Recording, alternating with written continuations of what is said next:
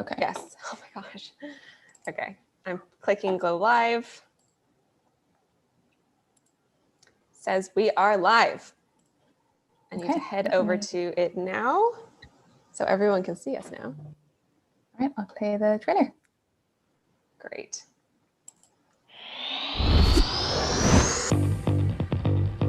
It's a great place. Local entrepreneurs give it their best.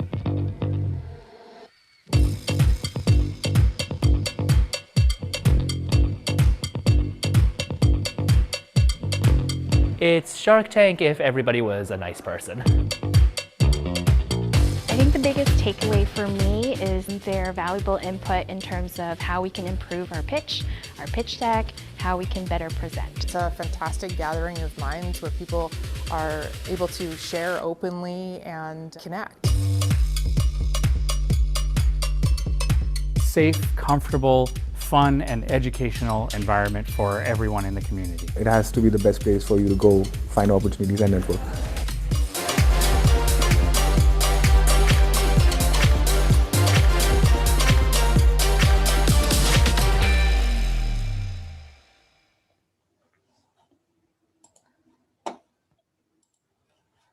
Welcome everyone to our 7th Amplify of 2021. Co-host for today, I'm the Community Events Coordinator for Volition. We would love to hear you make some noise in the YouTube chat. So let us know where you're joining us from. I will put in where I'm joining from. So we've got pictures from different parts of Canada, from the US, and we also have a picture from Kenya. So got quite a global reach for today's event. So you're all very, very welcome. I believe Paul is sharing the screen with our deck.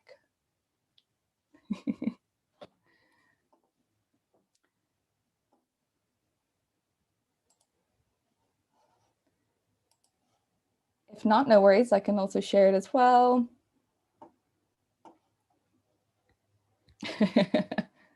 Thank you, Paul. We've changed around a few roles for today. Lovely. So yeah, welcome to today's Amplify. Today's Amplify is sponsored by Pivot and Pilot and Entreflow. We'll go through a little bit about them in a moment. So yeah, we can go to the next slide. Yep, so before we sort of get on to who Volition is, I do have a land acknowledgement to make. So we would like to acknowledge that Volition was founded on the unceded and ancestral territory of the Musqueam, Squamish and Tsleil-Waututh nations. We acknowledge our traditional hosts and extend our gratitude for their graciousness in welcoming us to carry out our work on their land. So who are we? Volition, we build capacity, connectivity and knowledge within global startup ecosystems. 3 ways we do that is through partner programs. For instance, we've partnered with Startup Canada to bring pitch masterminds and pitch building bootcamps to their Startup Global program. We also do one-on-one coaching. We have 13 advisors, I believe. I think we just had 14, one more sign on. I believe. 14, thank you. 14 advisors that can coach you one-on-one. Each of them have different areas of specialties. So if you're looking for marketing, financial advice, pitch coaching, we've got someone to help you with every single aspect. And we're different to a consulting firm in that it is a fee-based coaching program, but we don't take any equity, so we are founder friendly. And then we also do community events. So just like this. And as you can see from below, this is our 109th pitch event. So we've seen a lot of pitches. We've also hit a milestone in that we are over 1,000 pitches since 2016. So that was a fun milestone to hit. So thank you so much for joining us. Alrighty, next slide. I believe this is me. Yeah. All right, great. So hello, everyone. My name is Melanie Ewan. I am one of the managing partners at Volition. So I'll be doing some of the co-hosting duties here today, and I am very happy to be here. Welcome, welcome, welcome. For those who haven't already gotten to the chat, please do so and let us know where you're joining from, who you are, why you're here, make sure to get in the chat and provide your feedback and all the things, but we'll get into that in a minute. I wanted to first thank our sponsors, Pivot and Pilot Creative. They're a fantastic company based out of Vancouver here, and they work with food, beauty, and wellness brands to help them stand out and capitalize on their first impression through branding and e-commerce solutions and packaging design. Now, Volition, of course, is not one of those food, beauty, or wellness brands, but we did work with Pivot and Pilot. So if you are not one of those and still want to work with them, please do reach out. They helped us with our rebranding this past year, which was a really great experience for us. We really appreciated the hard work that they put into this and ensuring that our voice and values were coming out in our brand. So thank you so much to the team at Pivot and Pilot, and you can find out more about them at Pivot and Pilot on all the socials or pivotandpilot.com. So thank you so much to the team at Pivot and Pilot. And we actually have someone from Entreflow today, Mary, who is the socials solutions consultant for Entreflow. Mary, if you'd like to say hello and talk a little bit about Entreflow. Of course. Thanks, Isabel. Thanks, Mel. My name is Mary. I'm a solutions consultant at Amplify Consulting. We're a licensed CPE and HR firm helping business owners, startups, high growth companies with HR, accounting workflows.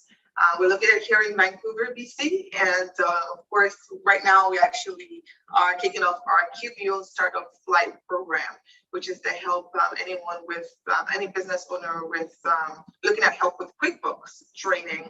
We're offering a huge discount on that. So if you need any more information on that, happy to chat after. You can make a note in the chat. Happy to definitely share a bit more about that. We essentially just help with accounting and HR, help you get set up on that as a business. Thanks for having us. Thank you, Mary, and thank you so much for sponsoring today's event. All right, next slide. So what to expect? So we're bringing you through the opening remarks currently. We'll do some introductions to our feedback panelists, so you'll get to meet them in a little bit. And then we'll get started with the pitches. So we have 5 pitchers joining us today. And it's a 3-minute pitch, and then it'll be followed by their feedback from our 2 panelists. We are also doing an audience vote today, so we will explain how you can do that, how you can cast your vote, and we'll be doing a top pitch winner today, and then we'll wrap it up. So yeah, we'll be wrapping up about 12:30 PST. Next slide, please. All right, I believe this is Melanie. Oh, hi. Alrighty, so as I mentioned previously, we would love to have you cheer on all of our incredible founders here, connect with each other, and provide feedback. You can do so in the YouTube space, as I see some people are already engaging there, which is fantastic. But please do engage, because what we're going to do is we're going to send the founders here today and members of startup teams here today to the YouTube space if you ask questions. If you have feedback, if you want to connect with them directly, we'll send them there to engage with you. We'll also be pulling out some of your questions when and if we have time throughout. So please do make sure to get in there. People get a lot of incredible value from that space and being able to hear your feedback. So that would be amazing. And the other element is that at the end of this event, as Isabel had already mentioned, we're going to have an audience vote. So we have partnered with Buzzit for many years now. We're very proud of our relationship with this incredible, again, Vancouver-based company, and we're going to be using the Buzzit platform to enable our voting here today. So if you've already been to a Volition event, you are very familiar with this. You go to buzzit.ca, put in the event key Amplify July, and we'll put that in the YouTube chat as well. And we'll come back to this in the end and show you this QR code and everything as well. But in that space, you can also connect with pitchers who have created profiles already. You can find their socials and where you can engage with them. You can also learn more about our sponsors. And of course, you can also go there for voting. So that's a space that we are excited to have. And it's actually a space that we'll be trying out using for some more exciting things that Buzzit have coming up. So I won't speak too much about that, but it should make for an even more engaging space in future. So excited about that. And thanks again to the Buzzit team for all that you have done for Volition. We appreciate it. You can also engage with us on social media, of course, and we really appreciate all of your, any and all noise that you may make here today on social media. It's always great to see people on there engaging, talking about the pitches you've seen, talk about the different pieces of feedback that you might have heard that have been particularly useful to you. Really help cheer on and support, again, these incredible startups here today. So you can go to @thisisvolition on all the socials. And it's #Amplify Live Pitch here today. So please do get on there. We'll be hanging out on Twitter and Instagram here today, and on their YouTube chat, of course, as well. But also, if you happen to be on our YouTube, make sure to click subscribe. We would really appreciate that. Thank you. All right, so I mentioned earlier that we do have some pitch reward or top pitch rewards. So today we are offering top pitch, an IG Live interview or blog feature, and whichever you prefer, whatever your needs are for. Some people are looking for more SEO results, so the blog feature works better for them. Other people love interviewing in person. So Melanie actually does the interview at the IG Lives every Tuesday. I believe we're booked up pretty much until September, but we've got some spots open for October, November, December.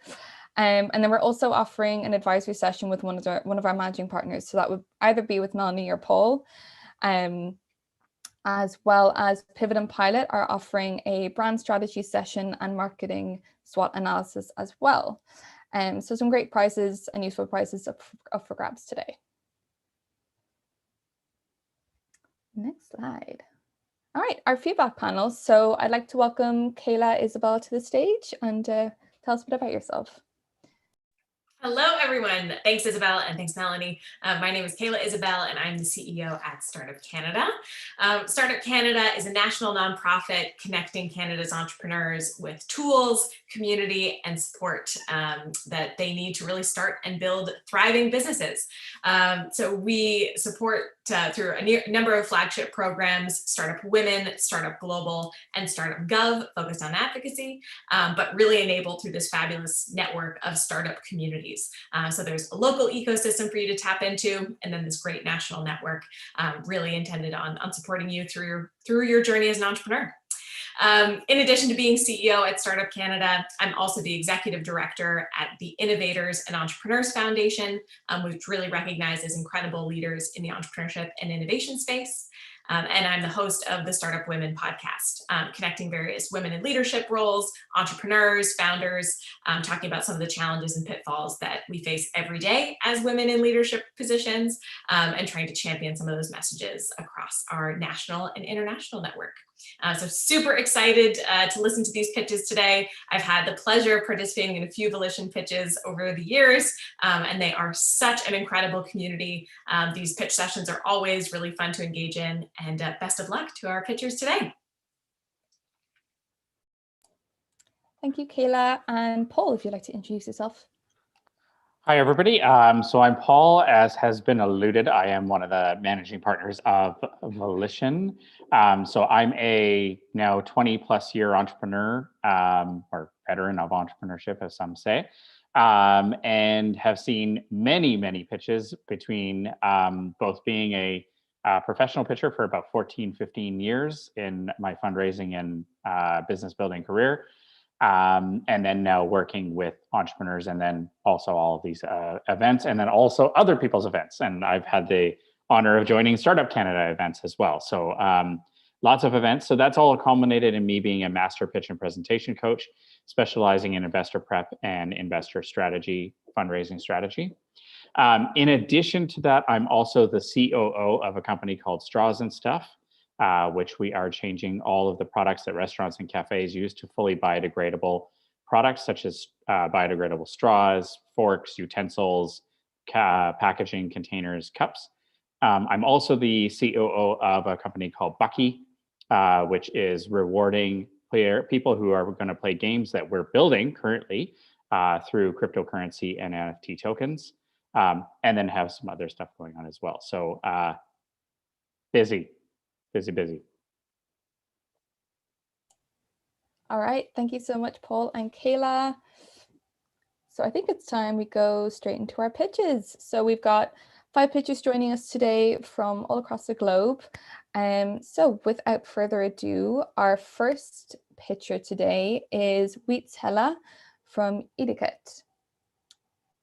So welcome to the stage. So while Wheats is getting up her deck, I'll give her a moment to do that. I'd like to share some recent news for them. So they were recently endorsed by, received endorsement from the Food Allergy Research and Education Organization, which is the largest private funder of food allergy research in the US.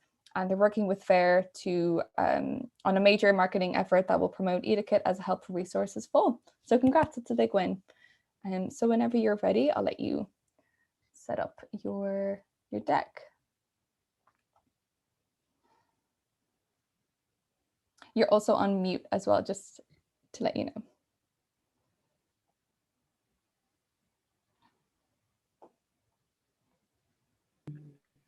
Okay, right. I hope my presentation is visible. It is, but it's not in presentation mode right now. Oh dear. And as a reminder, if you're not pitching at the moment, could the rest of the pitchers turn off their video as well? Thank you.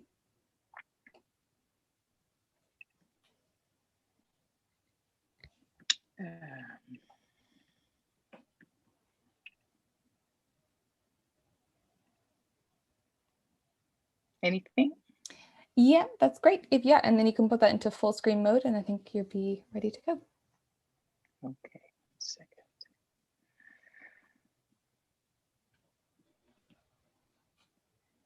Okay. Right. Hi, I'm Wiets, CEO of Etiquette, the matchmaker for health and sustainably conscious consumers and brands. In this time of digitization and over half the population following an exclusion diet, it is amazing that food facts are not searchable or comparable. Shouldn't it be simple to compare sugar content for your granolas, fiber in your cereal bars, or sodium in your soups?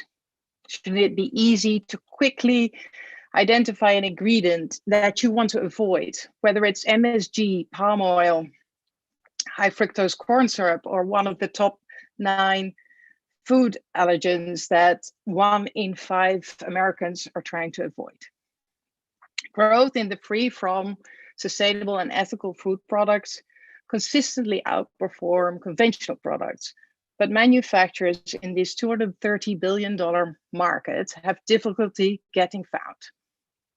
A solution seems so simple until we realize food data is incredibly messy. So we started building algorithms to normalize the food data, all to then create a food discovery platform, a mobile app that allows users to search and compare food products for free. We make money from food brands by providing insight and exposure. We've spoken to over 20 brands and market research companies, and they see a unique value in our product. Unlike alternatives, we believe food choices are deeply personal and foods can't be generically scored. Our extensive tracking of searches and saves allows for a very unique insight in the consumer's decision-making journey. And this type of data gathering is still at its infancy in the CPG industry. Our team includes a mix of engineers and CPG marketeers with both executive skills and joint previous startup experience in mobile app and data. Our beta app is out of both app stores with 450 downloads, and recently we completed a successful pilot project with FAIR, the Food Allergy Awareness Organization, which has a reach of over 200,000 individuals. We're partnering with them and they will help promote our app in the fall. 30 seconds. We've been gathering feedback and know where to go, but we will need funding to acquire more product data, reiterate on our app, and make a big marketing push. So now we're looking for $750,000 in convertible notes from angel and strategic investors who are excited for us to help meet our goals. Thank you.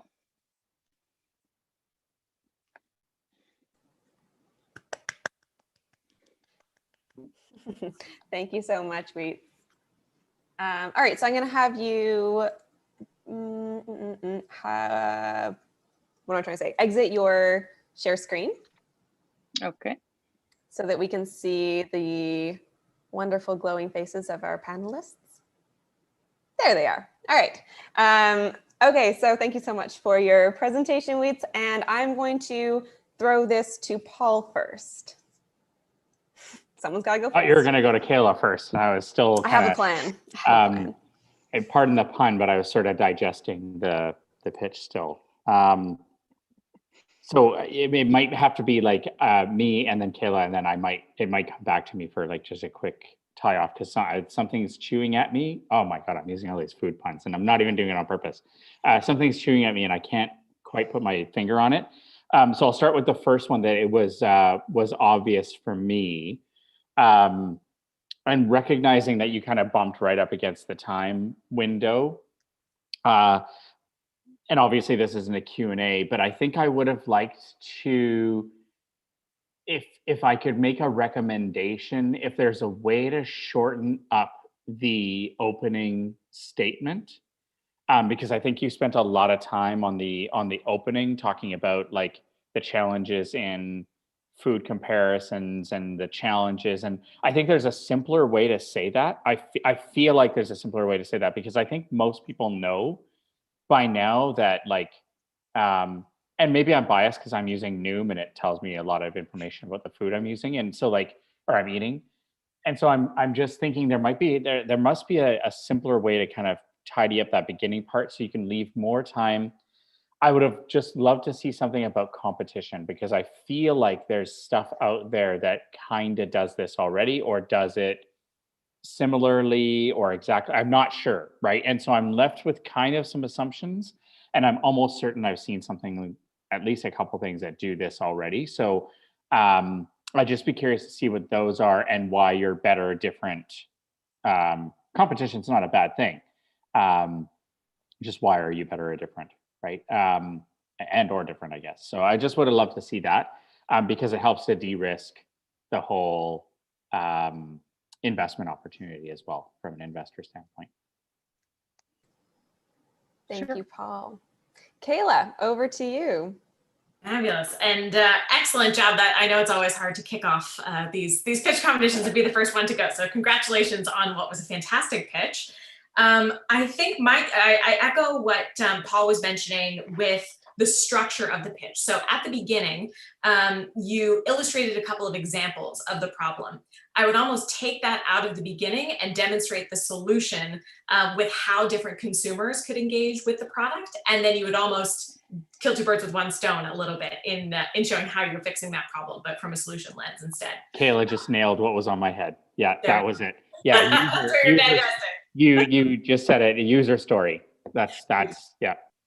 And I think that was one component that I saw through the quotes that I really liked, that you had the dietitian perspective, you had an actual, just consumer. I would love to see a little bit more about what that looks like for each consumer and the benefits that this could provide, because those are very different audiences that could be engaging in it differently. So I would like some more detail there. More information about the revenue model. So I understand how you're going to be monetizing it moving forward, but what does that concretely look like in terms of investment?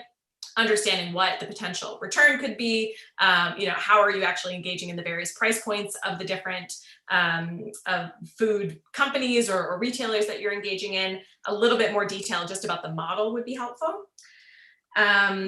Had a very clear ask at the end, which I loved, but wanted to understand where you're piloting this. Is it across all of North America? Are you using specific cities first? Are you approaching it through a wider lens? How are you doing this in terms of audience demographically or geographically? And then my last question was around food data being messy. That question or that statement made me reflect, I don't really understand the food data space. Is there an illustration you could showcase that brings that to life? Because there was a little bit of that's sort of a hazy comment to me. What does that mean, that food data is messy? So to your problem statement, potentially using an illustration or something in that space could be helpful. But to Paul's point, I think there are a couple of different entities doing something similar, but if you can really package a couple of those elements, it was a really compelling pitch and a problem that many people are faced with, both to live a healthy lifestyle, but also with allergies. We've seen a couple of businesses pop up with allergy notifications, or being able to track foods that way, and which spaces are more food friendly on the allergy side. So definitely a problem that many people are facing. So well done. Thank you. Yeah, to come back, as I was saying, Kayla hit it right exactly on top of my mind. That was what I was trying to put my finger on, and it was the whole user story part at the beginning. I almost think that might be the easier way to simplify the beginning, is to use whether it's your story or a user story of, like, you go to the store and you're trying to do this, and then what, right? So the this versus that kind of comparison might be an easier way to describe it. Thanks. Great, thank you so much. I see that you're taking some notes, but of course this will also live on YouTube, so you can always go back and watch that. And I have some notes as well that I was taking. Great advice coming from Kayla and Paul. Thank you so much. And over in the chat, we have someone who's agreeing with everything you're saying and saying yes, missing story, and the benefit for the investors as well. So thank you to those over in the chat who are providing their feedback too. So we'd love to know as well, what, as your community, how can we help amplify what you're doing? Well, right now, I mean, we have so much we want to do and improve, but it's really a matter of getting to funding. And then we're trying to prepare for funding in October, late September, October, really making a big push for that raise. So any introductions there or people interested. One other thing that's interesting could also be, we continuously love to talk with food manufacturers and hear their problems, especially on the consumer research side, and where they're looking at product innovation, what to do and how we can help them. So any introductions to food manufacturers who are looking for research. Interesting. And that's like within the US itself, or are you looking at kind of global scale? Yeah, initially US. US is our initial target market, but of course it can be global. Yes, of course. Yes. I know there's people here from all over the world, so that's great to know. Weeds, I know you're joining us from New York, originally from the Netherlands, but great to know that it's kind of wherever we have context, is always nice to meet new people and connect. So that's fantastic. So where can people connect with you directly if they were interested in connecting with you about your upcoming raise or introductions?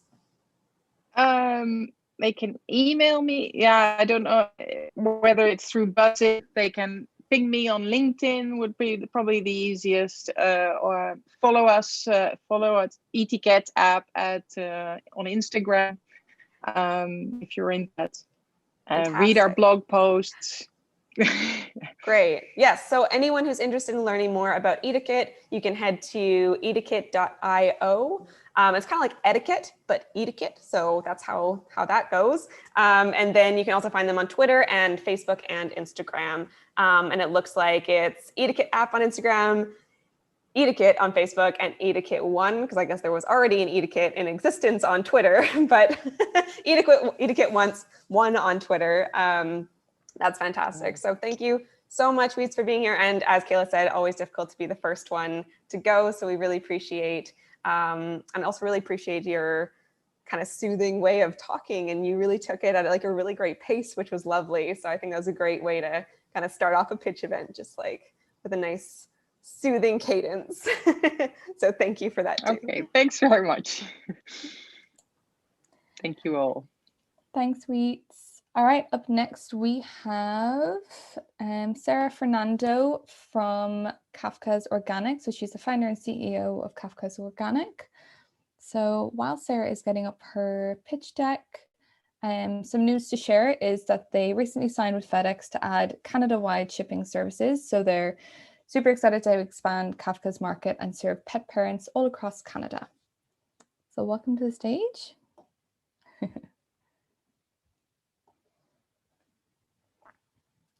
And Sarah's internet has been touchy, so we may have to turn off her camera, but we'll see how it goes so far. But we can see your pitch okay, your deck okay.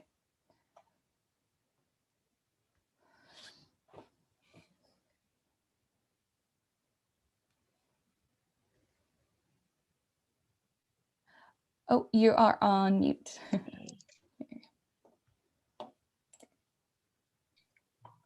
Am I unmuted now? Yes, we can hear you.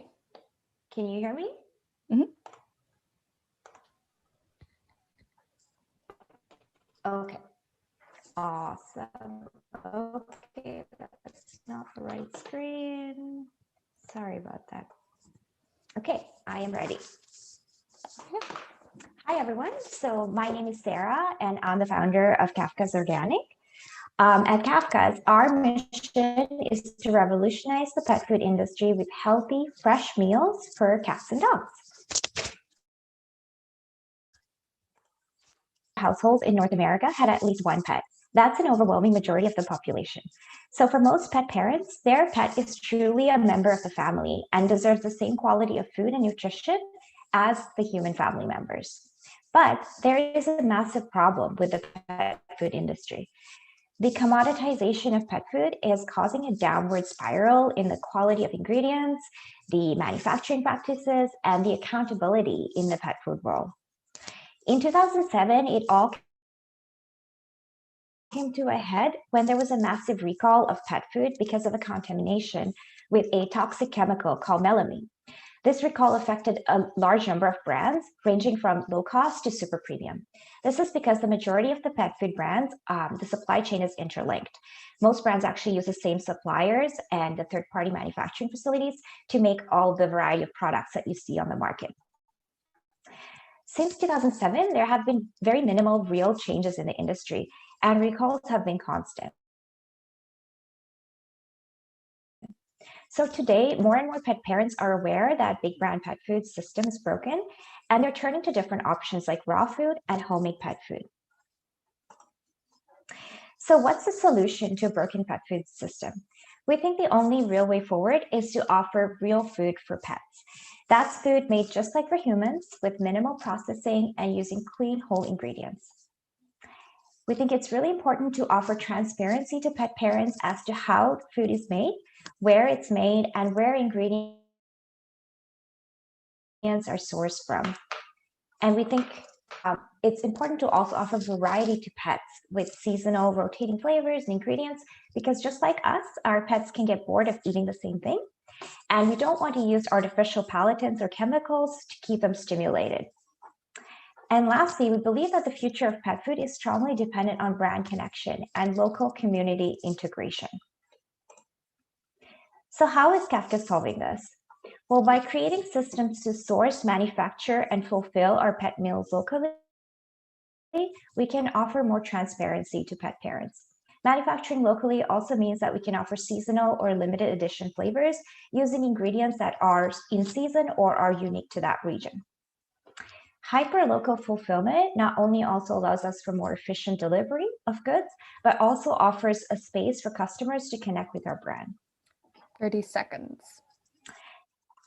Okay, our traction shows that we're on the right path. We've been self-funded to date and launched to market in early 2020. Within the first year, we generated $90,000 in revenue by servicing just Finger. We've experienced a quarter-over-quarter growth of over 42%. Most of our revenue, that's 70%, comes from direct-to-consumer orders, while 30% come from wholesale. For our ask, we're asking for $1.5 million in seed funding to create our first manufacturing and micro-fulfillment space, expand our product line, and service all of Canada. As mentioned, we've just partnered with FedEx to ship Canada-wide, and we hope you will consider joining us on this mission to revolutionize pet food. Thanks for listening, and I'm happy to answer any questions.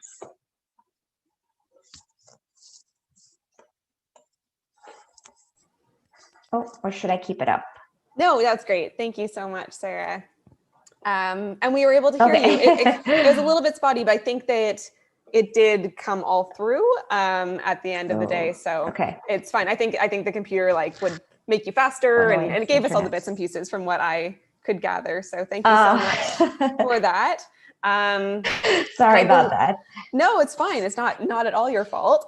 So I believe that Paul, you'd maybe seen Sarah do a pitch in the past. So this was my master plan of why you had not seen one of her pitches before. Well, my master plan was you are already familiar with Kafka's, and therefore I'm going to go to Kayla first for this one. Well, congratulations, Sarah. Awesome pitch. I feel like I learned a lot about the pet food industry. I myself don't have a pet, but I can understand a lot of the pain points that you showcased.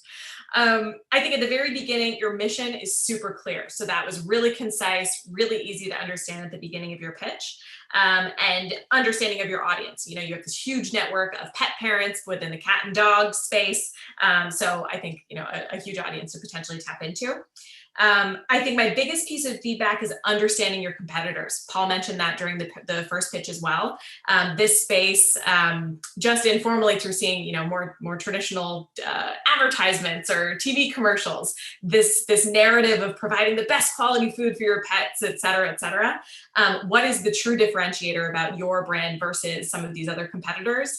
Because I can imagine there's probably a lot of larger scale entities that are already trying to pivot potentially their manufacturing or what the ingredients are within their spaces. How are you going to differentiate yourself from these competitors, and who are they? So that would be the number one component that I think was missing from the pitch.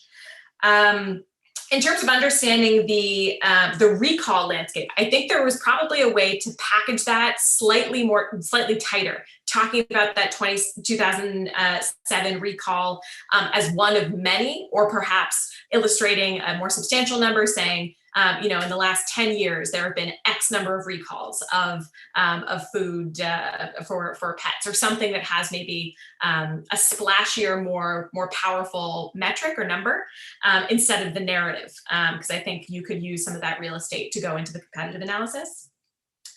The brand connection piece, I think, is a unique opportunity to explore, but I didn't fully understand sort of the Lululemon reference, how you were going to tap into, other retail partners or lifestyle brands. It could not be the right time to go into depth within that presentation, but that one sort of threw me for a loop a little bit. I understand the philosophy of it, but what that would actually concretely look like, I wasn't clear on. And how much does this actually cost? That would be my second piece, talking about the actual price points. How much are you making? How much does this go wholesale versus direct to consumer? Understanding the cost implications would have been helpful to add as well in a slide. And I love the photos. The branding is beautiful. Love the dogs integrated throughout. So you definitely brought the personality of the brand to life through the deck, which I loved. But I'd say those two components of understanding your competitive analysis and how much does this thing cost, and how are you making money? What are the margins? Those would be my two key additions to add in your next pitch. Thank you so much, Kayla. And I have learned that we met you at a pitch event, but it wasn't that, oh, did she disappear? Her internet just crashed. We lost her. Yeah. It's okay. I'm sure she'll come back very, very quickly. And in the meantime, I'll jump over to YouTube and see. All right, everyone who's joining us here on YouTube, do you have any feedback or questions for Sarah for when she returns to us? We would love to hear from you. And I've also put contact information. I will be putting contact information over in YouTube chat for every one of the pitchers. So if you want to get in touch with them, you can find that there, including their websites and social spaces that you can connect with them, which is great. I don't want to, of course, we don't want to move on to Sarah's additional feedback until she's back.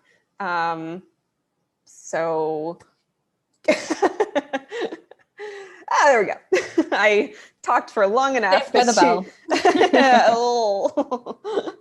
Just about to start singing and dancing. Hi, Sarah. Are you back with us? Hi, guys. Sorry, I missed the entire feedback. No, so you I didn't. think I'm going to have to. No? Okay. Did you hear Kayla's feedback? I heard half of it. I may have to listen to the recording again. Okay, yes. So yes, there's lots of great feedback from Kayla, so please do listen to the recording again. And otherwise, I was just chiming in to say that I realized that we do know you from years ago, but that you hadn't pitched to any of our advisors before. You just work with them in different capacities. So that's really fun and exciting that we get to see your pitch after all of these years. But I was just passing it to Paul and we saw that you disappeared. So we did not continue with feedback without you. So Paul, over to you. Well, actually, it probably all would have worked out okay because Kayla ended up saying exactly what was on my mind, but particularly, I just want to give another spin on something that Kayla mentioned, which was the costs associated. So especially because you're asking, I'm just going to say this out loud because it's especially important for people to know that if you're raising money, especially when it's a significant amount, like 1.5, I'm not saying that's not doable. I'm not saying that's not correct. That it's nothing like that. But to justify that better and quantify the raise and reduce the risk, showing investors from an investor perspective, showing them that you know the unit economics of like, here's what it costs us per bag or per package, and here's what we sell it for. As Kayla was saying, she was totally right. Did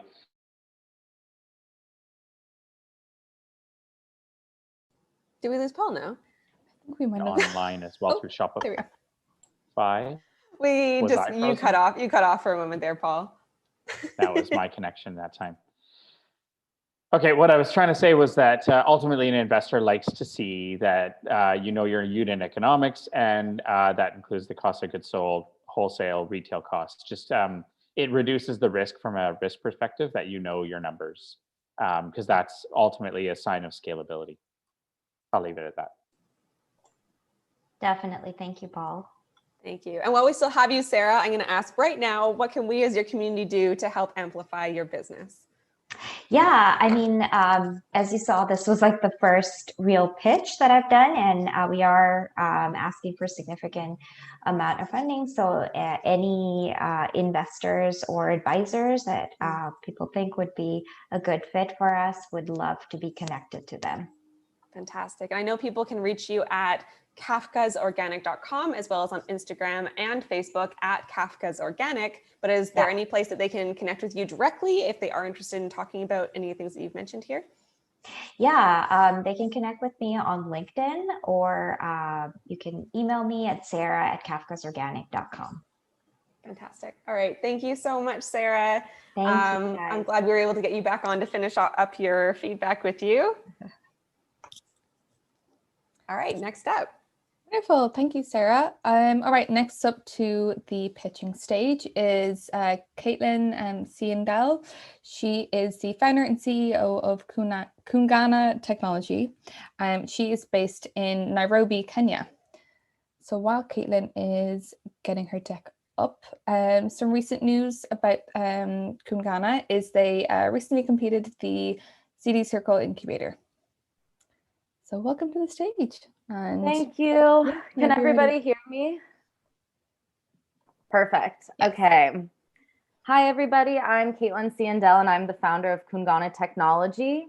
And we are a social enterprise that helps micro businesses in East Africa grow. And we focus on micro businesses because this is where we believe we'll see wealth start to generate.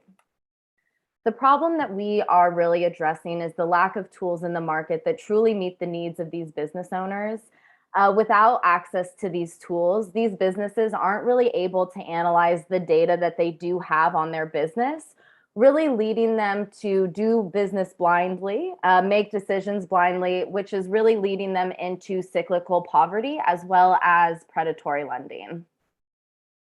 The solution that we are providing is a simple bookkeeping tool that will be run through an Android phone. It has M-Pesa integration where our users will be able to go through each and every transaction and categorize them, whether they're business or non-business, as well as using an image recognition API to pull the pertinent data out of the receipts that they're currently using. And then on the back end, we'll be able to analyze that data and produce consultative reports for our users. When we talk about a micro business, what does that look like? This is a business that's operating in the informal sector, has less than 5 employees, and we're targeting businesses that have a storefront as well as are using a smartphone. And when I say storefront, this is really a storefront that's about the size of a closet. The informal sector in Kenya is a massive market. It's responsible for 88% of total employment in the country, as well as contributes around 34% of the country's GDP.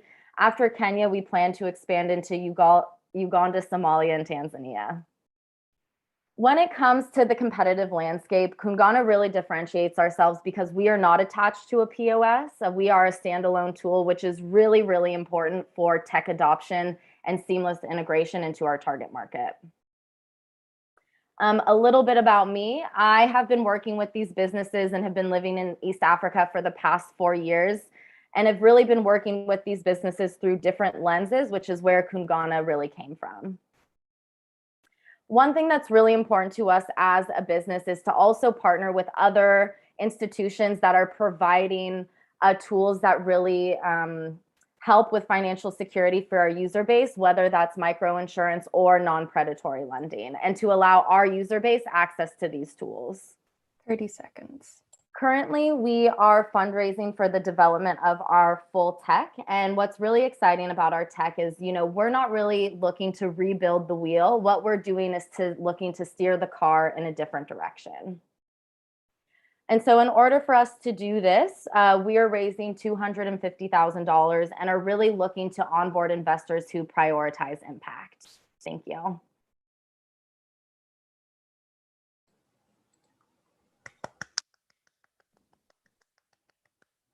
Thank you so much, Caitlin.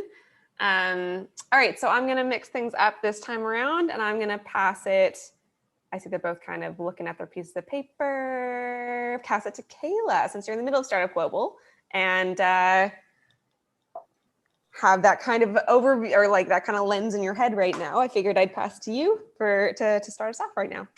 Fabulous. Thank you, Melanie. And thank you, Caitlin. This pitch resonated with me in multiple ways because of Startup Global and some of our programming. But also I spent a lot of time in Tanzania, actually working with micro businesses, working in the tourism space and advising entrepreneurs in 2019. So this is something I'm very, very passionate about. And your solution is definitely tapping into a widespread challenge that is very noble also to try to solve. So really fantastic pitch overall. There's tremendous opportunity with micro business in Kenya within East Africa. So I think you did a really good job of telling that compelling story. But within the Kenyan market in particular, the one thing I think that was missing from the pitch was a story. Actually talking about a business owner that could be supported through this tool, walking the audience through a case study, I think could help them conceptualize the actual tools that you're concretely supporting, what that relationship is with the small business owner, how you see them through over time as well, and then what the end result is, so that we can get almost a chronology of the experience, because I think that would bring some additional texture to the pitch that would be really helpful. You had some compelling stats as well that you spoke to verbally. There's an 88% of the market that was a compelling stat that I'm forgetting at the moment, but might be helpful to use your slides to share those because as I just illustrated, now it's out of my brain. But I think in demonstrating your unique value proposition, there were some potential really great nuggets that could have landed a little bit more firmly. Competitors as well. I'd love to know, I know in Kenya in particular, there are a lot of entities that are trying to tap into micro businesses and trying to support from various different sectors and perspectives, even like Canadian investment coming into East Africa. What does that look like in terms of competitors, possible risks, and not being a POS being helpful, but are there any concerns that somebody bigger or somebody with more established infrastructure could create a smaller integration that could be used within the ecosystem? And then lastly, around partners, how are you actually building this out at scale? Developing these relationships, especially with local business owners, obviously can take a lot of time, and that the relationship building in different cultures being unique how are you going to do that at scale with a small team? I would love to know a little bit on those growth thoughts as well once you were getting that investment. But overall, super jazzed about this business idea. And if you need any additional support, this is definitely close to my heart. So happy to help. Thank you so much, Kayla. Over to you, Paul. I believe, I think I might be frozen. Oh, okay. It was telling me on my side that I don't know what's wrong with our internet today. It's really bad at the office. So I'm not sure what's going on. Somehow Kayla woke up today and decided that she was going to read my mind, I think. So I don't know. She's probably worried about taxes and budgeting right now too. So one of the things that I wanted to kind of add on to that Kayla already said was, I think also it's interesting because the nature of the business that you're talking about is you're talking about like you want to build something to help these incredible small business, micro business owners, which are a significant part of the economy. And that you want to do that in I forget the term you use now, I'm not going to call it non-shark lending, like the non-predatory. Non-predatorial, that's what you're talking about, right? So this whole aspect of like, what it really made me think about is like, you're really bringing humanity, a human side of tech solution. But kind of pursuant to what Kayla said is, I think that's even more reason why it really needs to have a great story of a local micro entrepreneur that even and if you're not launched yet and you're not doing that, but if you know somebody, I'm guessing you probably know somebody in the area that you're like, oh yeah, Ben would be a great example, or Mary would be a great example, or whoever. And use them as an example, because I think bringing that humanization to the whole presentation just will add an exorbitant effect to the whole thing. So, because it's exactly kind of what you're pitching, right? Is you're talking about helping these amazing humans do stuff better without getting, without predators kind of attacking them, right? So I really, really like that. So I wanted to key in on how I believe that that's really important too. Thank you. Thank you, Paul and Kayla. And I love what you're doing. I haven't been to Africa and Tanzania as Kayla has, but amazing. I'm in love with it. It's a fantastic solution. Thank you. Thank you, Paul. Thank you, Kayla, for your feedback and words of encouragement. And Caitlin, what can we do? Whew, mixing up my names here. What can we do as your community to help amplify your business? Well, thank you guys, both Kayla and Paul, for the feedback on my pitch. I really appreciate it. For us, really where we are looking to onboard investors who really do prioritize impact.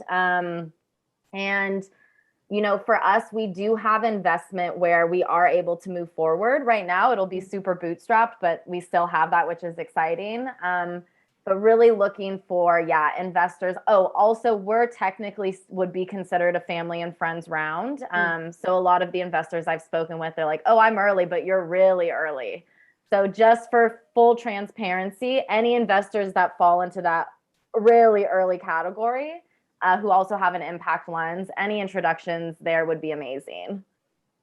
Fantastic. All right. And is that investors from around the globe again, or what are you looking for? Around the globe is fine, as long as, for us, it's alignment is super important, so that they are impact and that, they care about poverty alleviation and wealth generation. Yeah. The other thing that would be really helpful for us is to find a high-level banking executive, whether they're in Kenya or other places, who have credit experience and who have experience lending to high-risk communities, for some future plans that I have for Kungana to get them on board would be really great. Amazing. Thank you so much. I know people can learn more about Kungana at kunganatech.com and on Instagram at kunganatech. but where can they reach out to you personally if they're wanting to facilitate introductions?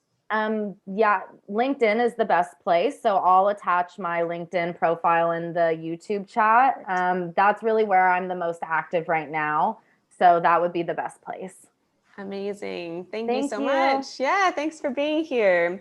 Paul has put a question in Zoom that people can't see on YouTube, which is asking, what does Kungana mean, if anything? Yeah, great question, Paul. So Kungana is a Swahili word for unity. And the reason why I chose that is because we're really trying to unite people with their money. Amazing. Thank you so much, Caitlin.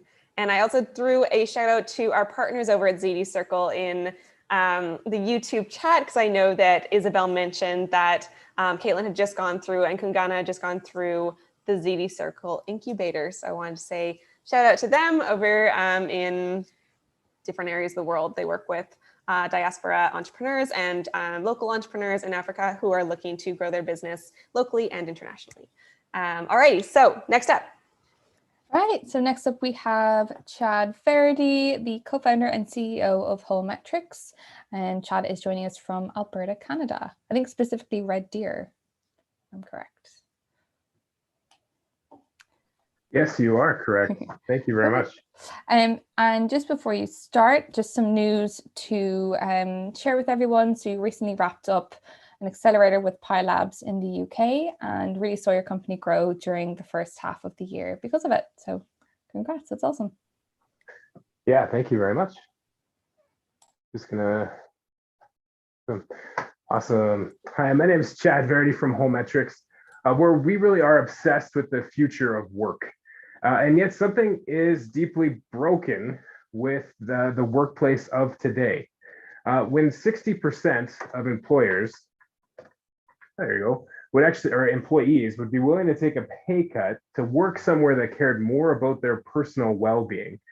When every employee in Canada takes on average around 3.5 days off every year due to stress and mental health concerns, when 34% of an employee's salary is lost due to disengagement, and when 30% of all workplace disability claims are related to mental health concerns, you know that we have a problem.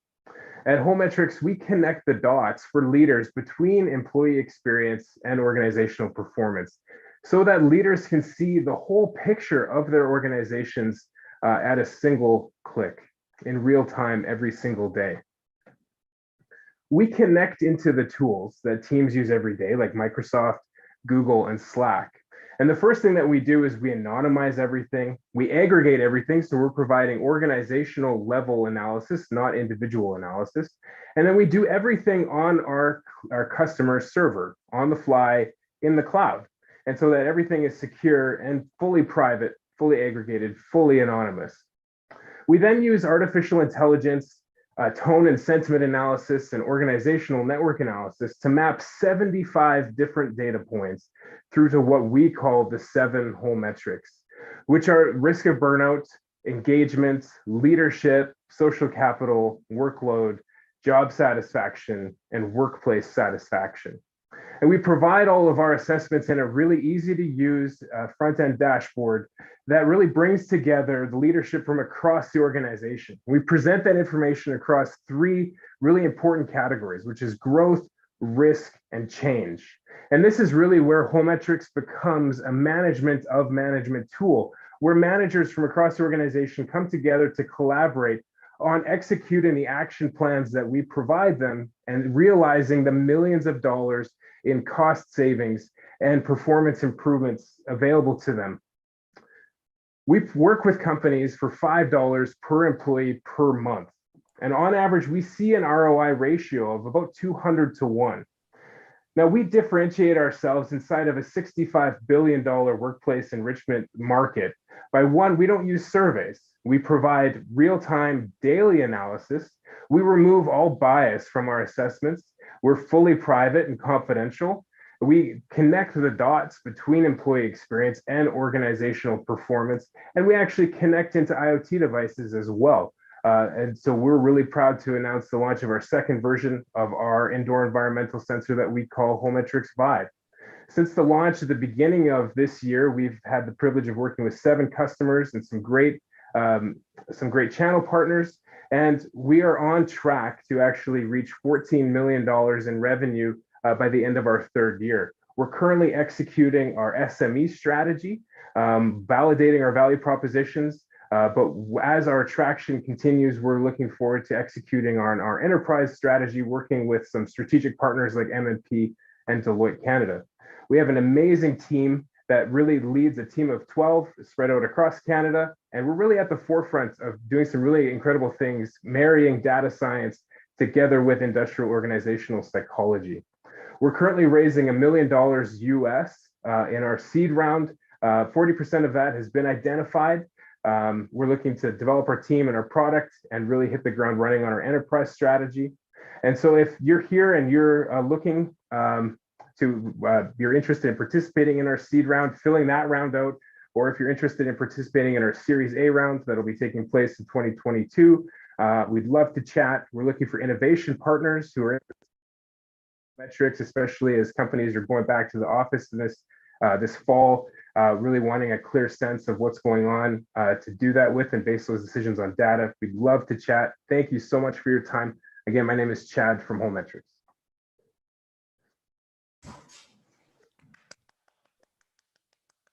Thank you so much, Chad. All right, so I know that we saw you pitch in April of 2020, I believe, and I also know that what you're doing and mental health for entrepreneurs and employees and all the people is important to both Kayla and Paul. But since I've already called on Kayla twice in a row, I'm going to go to Paul to hear his perspective, and also having seen this 12, 13, 14, 15, 16 months ago, kind of what, if you can recall back to April 2020, any new insights you might have, Paul? Yeah, thank you. Yeah, well, I think the biggest one for me, I mean, number one, Chad, congrats on all the progress, because I know that when I saw you the first time, you were just, if I remember right, you were sort of just kind of getting kicked off and starting to launch and doing a lot of customer discovery and stuff. So congratulations on the progress and the traction. I think, honestly, for me, it was all really good. The one piece would have been just at the end. It was, for lack of a better term, it was a little bit anticlimactic. And why I say that is because you did such a great job with all the rest, sorry. The ask actually kind of fell flat for me. And I think it was because, now I'm a bit biased because I always like hearing what the ask is going to achieve. And what I ultimately kind of heard, my takeaway was sort of like you had this ask of $1 million, and then it was sort of like basically I took it as like sales, marketing, and R&D, which is sort of the like de facto answer, right? That's the easy way out, right? But because the rest of the pitch had so much good information, like it was so delicious, like there was so much to chew on, the ask just didn't have that much to chew on. So it sort of fell flat for me. So what I would love to see, if I was an investor looking at this, I would love the ask to have just a bit more deliciousness to it. And what I mean by that is maybe some details about like, what's it going to really achieve? Is it going to help you to get to break even, to profitability, to some sense of scale? Like, what is it really going to achieve? A good friend of mine uses a saying of like, you know, how are you going to make the money work? You know, if it was an employee, what would you get it to do, right? So ultimately raising that money, what's it going to actually help you achieve other than, yeah, just sales, marketing, R&D? Sure, but you know, can we get a bit more detail on that? Because I think then it'll also match the rest of the pitch really well. Right. Thank you, Paul. Yeah, totally agree. I think I'll challenge Paul a little bit on that. It didn't fall flat. I wouldn't describe it as falling flat so much, but I think tracking to a milestone of, you know, what that scale could look like, because your revenue and your net profit from that quick glance looked great. Like everything else is going in the right direction. So what is that investment going to do in that hockey stick kind of moment. What does that concretely look like? So agree with Paul there, but beautiful job. Like that was a really fantastic pitch, Chad. It checked so many boxes. I had a question in my mind and the next slide answered it for me. So in terms of the flow, it was really well packaged. You clearly understand what you're doing, and that was very clear through each of the illustrations. In terms of this space right now, everybody's talking about how to manage hybrid working environments. How do we make it really engaging for employees as they potentially transition back or stay remote? I know for myself personally, I've seen many new tech entrepreneurs trying to tackle this same problem. So being really clear, I know you mentioned that you don't issue surveys. Beyond that, how are you going to be navigating all these different competitors that exist in the Canadian ecosystem, that are coming out of the US, that are scoped internationally? I know I've seen a number of different groups doing something similar. This is unique in how you've scoped out the dashboard and the sort of high level metrics. And I love how you have it growth, risk, change. I love that structure. That lands with me as a leader. But the competitive analysis I think would be helpful, especially because this is such a hot space at the moment. In terms of cost, I think you were bang on there as well. And had just really great metrics overall that really brought the story to life. I really don't have any other feedback other than understanding the competition and then maybe a little bit of a North Star. Where are you trying to go in terms of growth? Thank you very much. Thank you. And there's some feedback for you and questions as well over in YouTube chat. So we have people who, we have Nima saying impressive pitch, swift and to the point. Great job, Chad. And then some questions that are not just for Chad, but for really any company that's going international, particularly to Europe. The question was around how are you going to comply with GDPR? And then another one around achieving accuracy. So if you want to head over there and answer those questions and interact with everyone who's hanging out in the chat, that would be amazing. I'm sure they would appreciate it. But in the meantime, before you do that, how can we as your community, Chad, help amplify your business?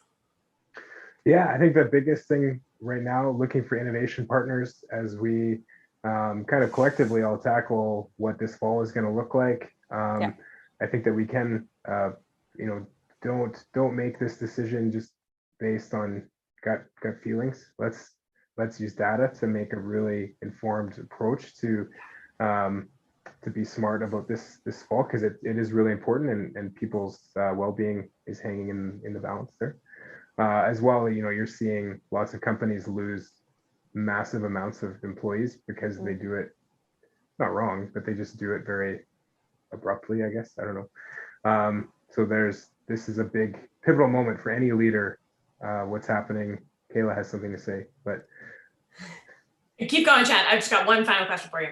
Oh yeah. And then, so we're just completing our seed round right now. And so definitely looking for investors who are interested in participating in that, who are interested in this space. I think especially because we're ramping up into our enterprise strategy. Anyone who has experience in that zone, or at private equity firms.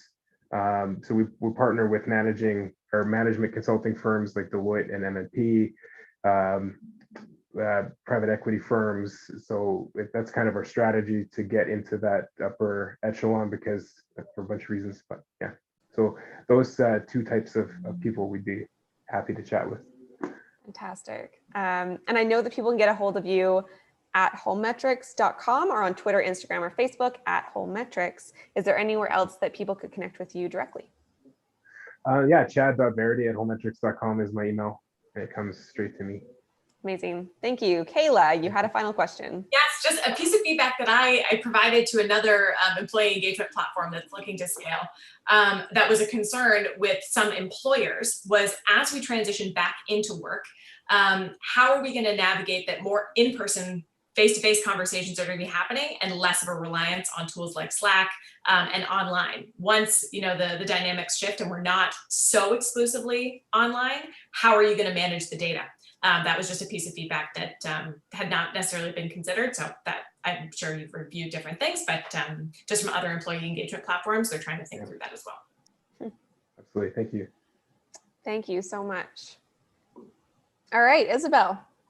Alrighty, so last but certainly not least, we are welcoming Dr. Bing Cao to the stage. She is the co-founder and CEO of Nanode Battery Technologies. So welcome. I believe that Dr. Bing is joining us from Alberta, Canada also. Yes, that's correct. Thank you, Isabel. No worries. Hi, everyone. It's very happy to be here to introduce Nanode. So we're Nanode Battery Technologies. Our goal is to redefine the future of battery anode for batteries. And we are using batteries every day. When you actually look at your cell phone battery, you'll be surprised, like more than 50% of the volume inside is battery. So clearly for us to improve our experience, we definitely need batteries that are smaller, long-lasting, safer, and low cost. And the same demand goes into the micro batteries in the smartwatches, earphones, and goes for the EV, like electric vehicle batteries and the grid storage battery as well. So at Nanode, we provide the ultimate solution to improve the volumetric energy density. What's that mean? We are working on the anode side. On the left, I'm showing a conventional anode, which is multi-component, thick, and low energy density. And on the right is our product, which will be single component, thin, and high energy density. When plug in our anode into a battery, replace the conventional anode, we can improve the storage capacity by 50%. And our technology is also using a streamlined production process, which is faster, greener, and cheaper. The left shows the traditional method. You see it's multi-step, time-consuming, energy-consuming. And on the right, we are using only one-step process, which is straightforward and scalable. It's 4 times faster than the existing method. So we can reduce 30% on the material cost and 80% on the anode processing cost. When we look at the market, we all know the adoption rate for battery is becoming higher and higher. The lithium-ion battery market will continue going. So as the anode market, and in the future, we'll see more non-conventional and new material anode market emerging. And as for business model, we see ourselves as a battery cell component manufacturer company. We will sell our anode directly to the battery manufacturer companies or form technology partnership with them. In a competition landscape, we compare ourselves to the other existing anode technologies. We have a series of advantages, but I'd like to highlight we're the one that provides the highest volumetric energy density and has the most scalable processes. Our company is based from University of Alberta. So we have Dr. Gillian Burek, a well-known scientist as our she was my PhD supervisor, and she now is our technical advisor. And we have a technical team, including scientists, engineers with more than 20 years of battery research experience. And also we have a business team who is very enthusiastic about the clean tech knowledge and have a lot of commercialization experience. And we are in the SCADAC accelerator right now. So we have several really excited and passionate undergrad UC Berkeley undergrad interns joining us during the summer. As for the tractions, we've received like pre-seed funding from grant and private sector to support the growth. We have filed a patent to protect the technology. We received the letters of interest from battery manufacturing companies, and then we formed a partnership. Right now, we are initializing our first pilot testing. So what we want today, we want to raise money for building the first pilot testing and scale our business. And today we are also, I'd like to also connect to battery industry and any players in the supply chain. And thank you. We will make the future better.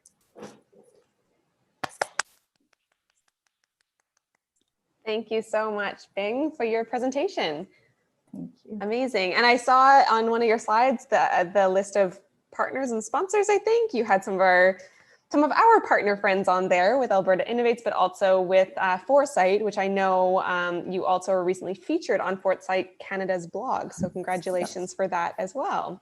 Yes, thank you. Yeah. So, well, Kayla, I think Paul's still writing, so I'm going to default to you as our first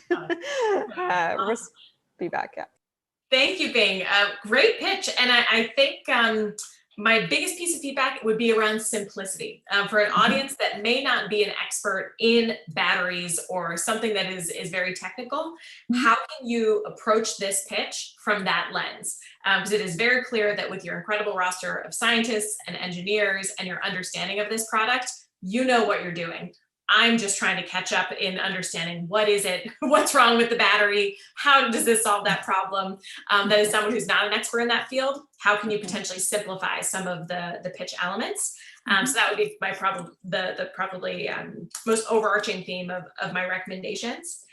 Around patenting. So I know you mentioned that at the end. I recommend bringing that comment earlier into the pitch because I was waiting to hear how you're protecting this idea because it seemed like such a logical solution. How has this not come to be already? You know, if this is such a great, cost-effective, environmentally friendly, sustainable, and in terms of actual real estate within these tech products is a much better solution. Why would somebody not copy it immediately, or does it already exist? So illustrating that a little bit earlier in the pitch to show that it is patent pending. And understanding the cost effectiveness. That was one component that I'd be interested in learning more. Is this a more cost-effective solution? Is it at cost? That could have been something that I just missed. But that illustration of the financials of buying these batteries from the various retailers, et cetera. And I love your team. Your team sounds super knowledgeable. Obviously, you have these great academic partnerships and some great traction with the partners that you had listed on that side. So I had a lot of confidence in the consultations and in the build of this product. Just simplifying what it is would be my biggest recommendation, but well done. Thank you. Over to you, Paul. Yeah, so continuing on the line of Kayla reading my mind, I too agree. The first thing I wrote down was IP.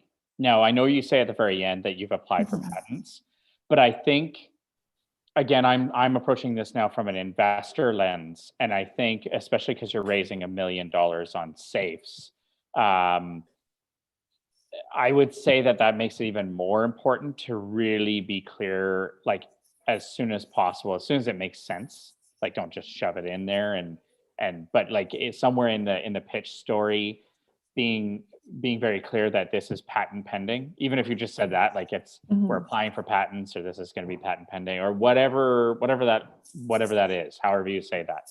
I think just bringing that up will help a lot, because the challenge is when somebody sees this, especially an investor, and if they don't hear that closer to the beginning, they might tune you out, because they might go, oh, it's not protected, it's too risky, I'm not going to bother listening to this, right? And then you say it at the end, but then by then you've already lost them. So you don't want to take that chance. Is just something I wanted to mention. Kayla mentioned simplifying the pitch, and I always, one of these things on the complex, I mean, I kind of got it, but I think what might help you is to remember the Simon Sinek statement of people don't buy what you do, they buy why you do it. So what I was kind of hearing was like, here's what our battery does, and here's what we do, right? But I guess what I would love to hear a bit more about is, a battery, to the average layperson, a battery is a battery is a battery, right? But if you were to tell me why, maybe why is digging more into the details of like, current batteries, they're inefficient. You did touch on it a little bit, but I think maybe a bit more focus on like current batteries are inefficient to produce. They take a lot of time. They don't store.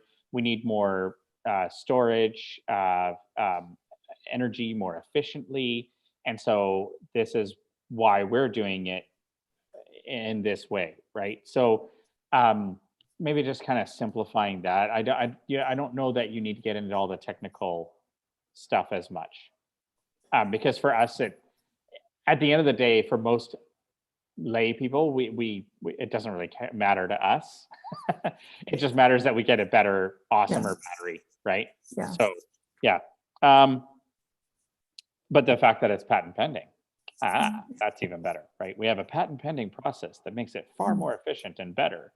And it almost sounds like a commercial. With more efficient batteries made with less energy, blah, blah, blah. I just wanted to point out on the market opportunity slide, you were missing an R in opportunity. So and I don't know, I'm actually going to canvas Kayla on this. Melanie can even chime in if she wants. I wrote down a note of that, would it be useful to have a beachhead strategy a bit more detailed? So like, I get that this battery, you kind of mentioned that this battery could be applicable for different purposes, but I'd be curious as to like, cool, but where do you start, right? So like, are you going to try to attack all different battery manufacturers, or are you going to say, no, we're going to go first and foremost with cell phone battery manufacturers because that's the easiest industry and we have connections, or whatever that is. And it's just something on my mind, but I wasn't 100% certain on that. But now that I'm saying it out loud, I feel a bit more certain about it. Kayla seems to agree. Completely agree. I was thinking through it with cell phones because of one of the slides earlier that had that illustration, but that was potentially priming me, but agreed, some clarity there would be great. Yeah, I'd assumed cell phones as well because of that comment at the beginning. So I think that's what I'm hearing though, is I heard us assume twice there, right? So I think just getting, assuming makes an ass of you and me, as my uncle used to say. So, if you get rid of the assumption and just say it very clearly, like, we're going to do this first. This is how we're going to get to market, and our plan. Because one of the things investors really love is when one of the boxes you tick is when you show that you have a plan to execute and you can execute the plan.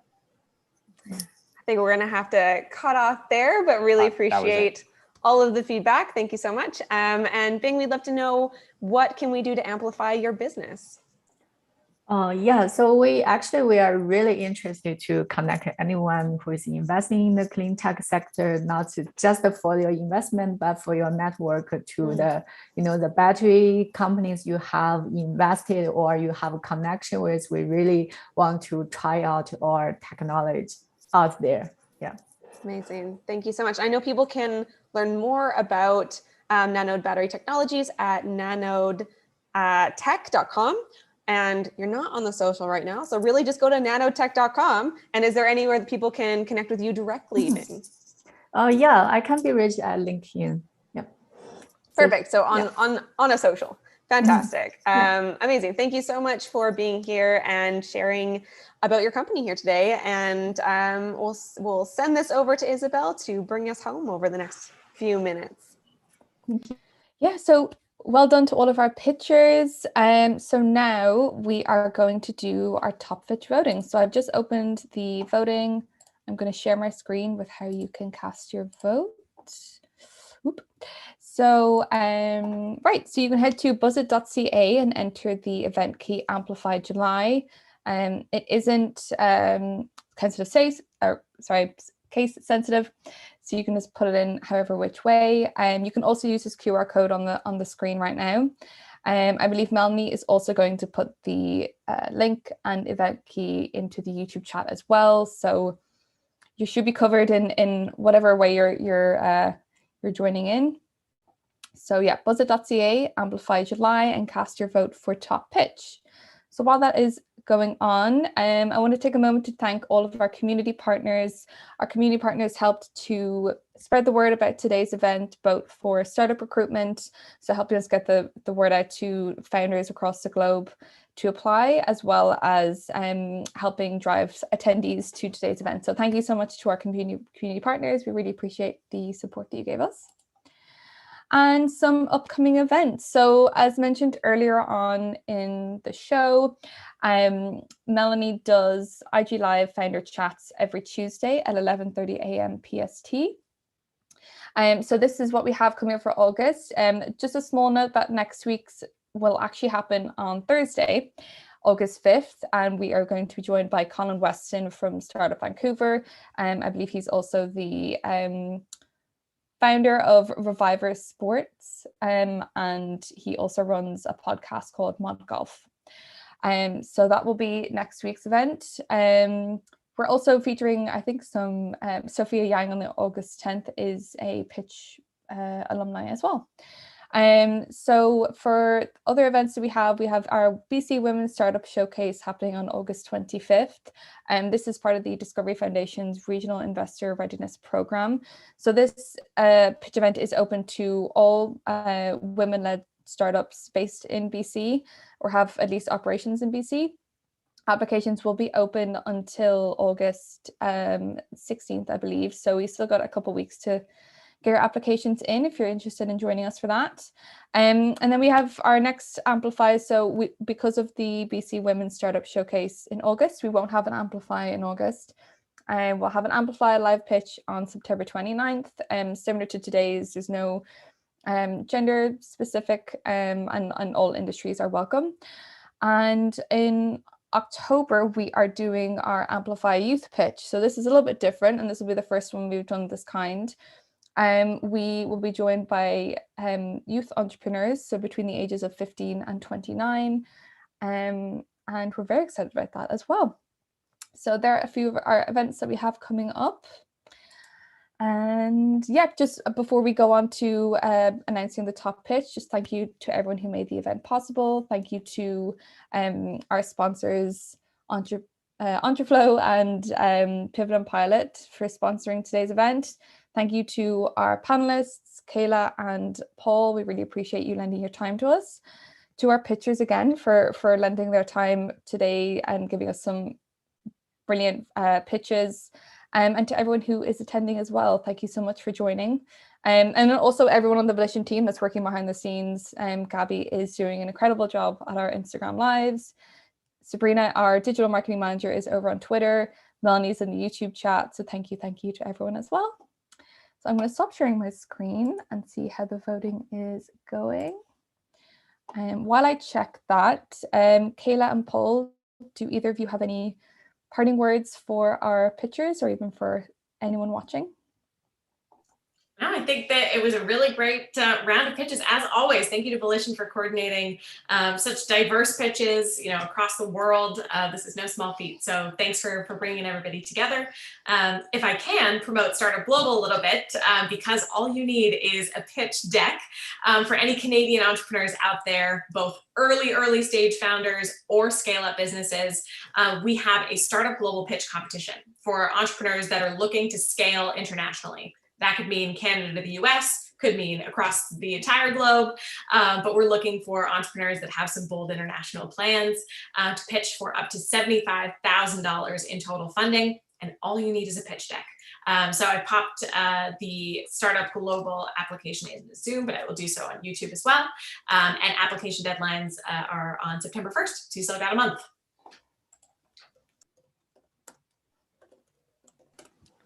Awesome, thank you. Thank you. Sorry, Paul, you looked like you were about to say something, so I kept that really short. I meant to be like, thank you, Kayla. That's fantastic. We're really excited to be part of Startup Global. But Paul was like, and I didn't want to. By all means, no, and I didn't want to interrupt because I thought you were going to say more. So I was like, we are very excited to be part of Startup Global and to be a partner within that. We're putting on, or have put on, a couple of masterminds, I guess, at this point in time, but 8 in total pitch masterminds over the summer, a couple of pitch boot camps. I believe that I'm running one in a couple of weeks, but my calendar is not at the tip of my brain right now.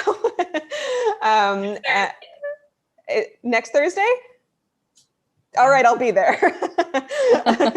In the diary. It is in the diary, yes.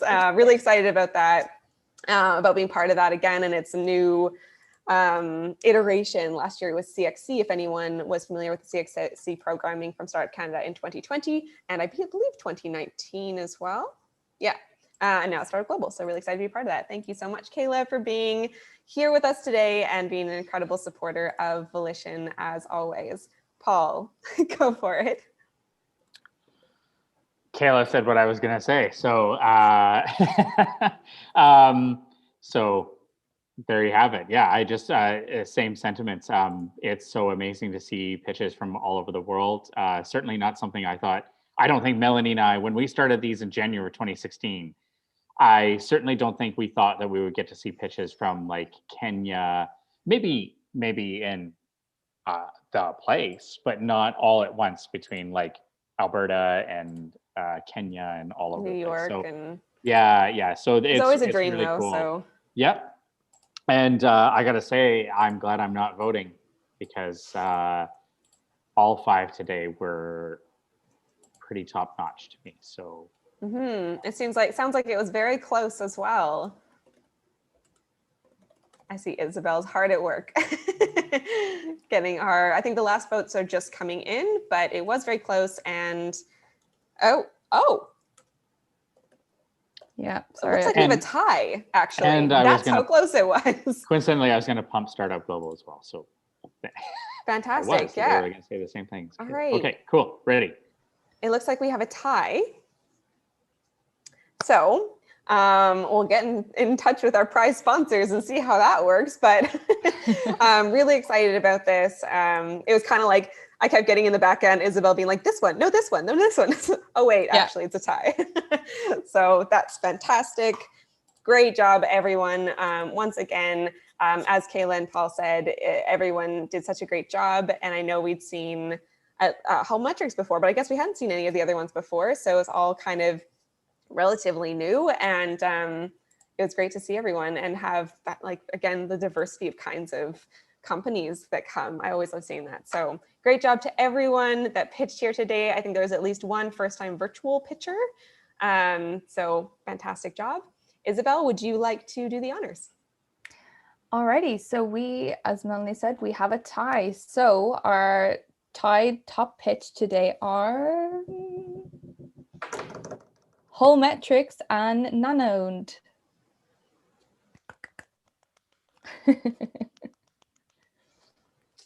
So congratulations to you both. I'd like to open it up to either of you if you'd like to bring us home. Anything else you want to say to the attendees?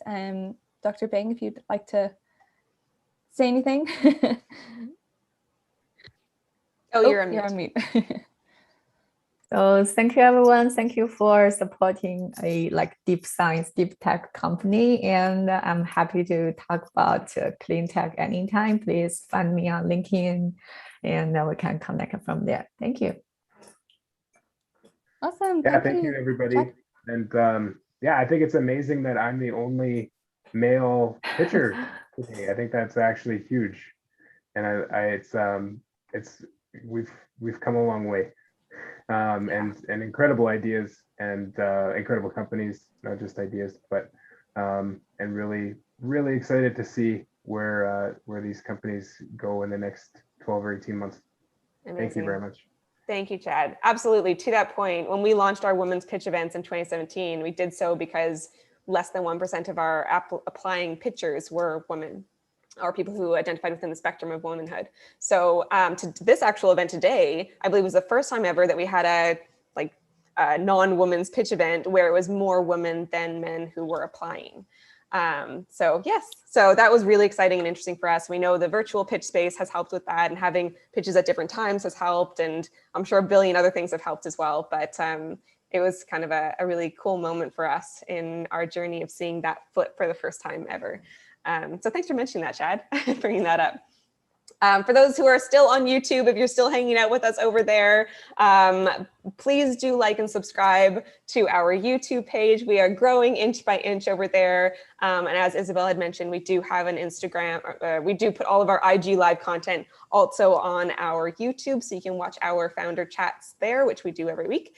And I think we'll be wrapping up momentarily, but otherwise, I know the chat disappears. So as I mentioned in the chat just momentarily ago, if you do want to connect with someone, put your LinkedIn in there, connect with each other. The chat will disappear, but you can always come back and re-engage with the chat if you so choose. You can also reach out to us. You can find us at volitionadvisors.com. or also on all the socials at This Is Volition, typically is the name that we go by. And again, you can see our names up here, Melanie Ewan and Paul Broussard. You can find us on LinkedIn as well. Any final words, Isabel? I don't think so. I think, yeah, we've covered it all. So thank you so much again for everyone joining us, and have a great rest of your day, evening, wherever you're joining us from. Amazing. Thanks, everyone. Thank you. Thank you.